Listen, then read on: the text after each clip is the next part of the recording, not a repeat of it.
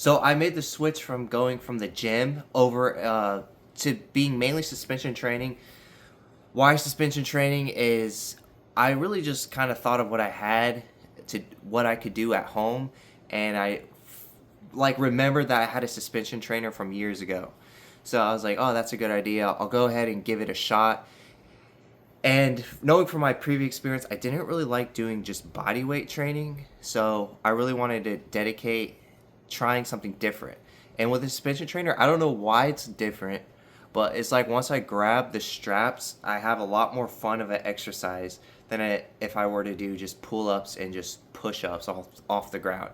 And I've also owned a pull up bar before, but for some reason it's just boring. So I think it's good to just find something that you like to do and stick with it. I got this suspension trainer and kind of experimenting with it still, but there's a couple things I've kind of learned, and I've had some previous experience with the gym.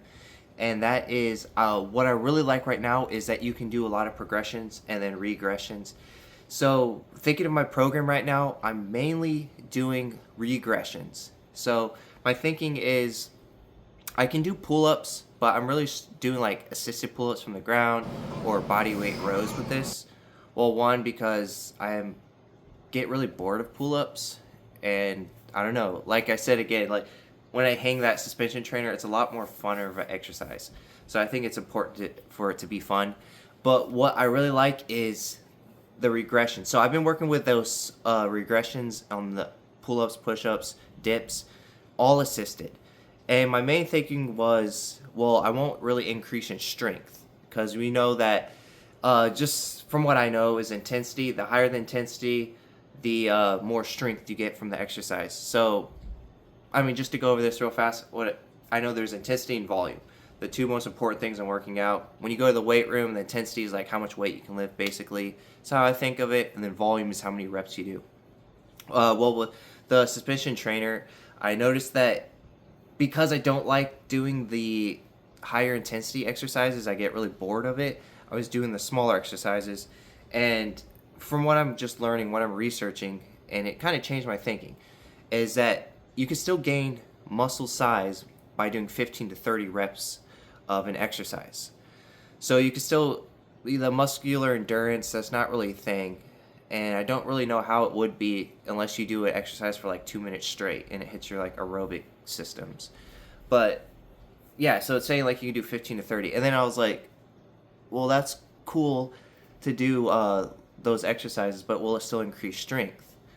Well, I did some more research and I saw that you can basically, a lot of people say it other ways, like a bigger muscle will be a stronger muscle. And that's kind of makes sense. I mean, the bigger your muscle is, the more, I don't know, stress it can take. The forces are like spread out.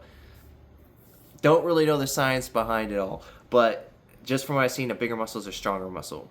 So my main focus right now has been just doing those regressions instead of doing the hardest exercise and just trying to get 20, 30, maybe might do 35, 40 reps. But also with the suspension trainer, which is super cool.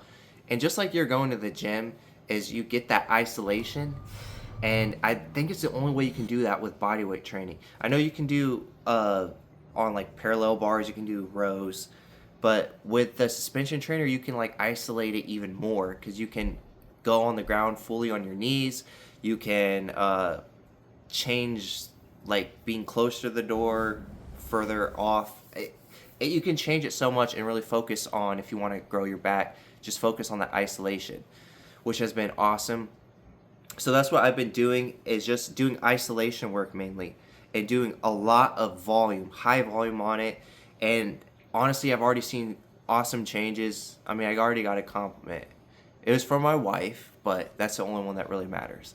But it's a lot more fun too. And what I'm planning on doing is doing these regressions and then coming back and testing out if it's actually truly increased my strength. And just from what I'm researching, I'm sure it's going to increase it because a bigger muscle is a stronger muscle.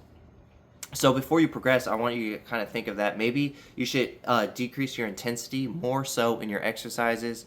Do a lot easier regression before you just progress to the next one. I know there's a lot of different theories, 8 to 12 reps, and then try different 8 to 12 reps for 3 sets and then try a harder variation of that exercise. You know, it can work, but also I'm not trying to chase fancy stuff. I don't really care about the variations. I just want a simple workout that I can see results, and maybe later on, if I really need to, I'll either increase variation or just increase the weight. So that's my thoughts.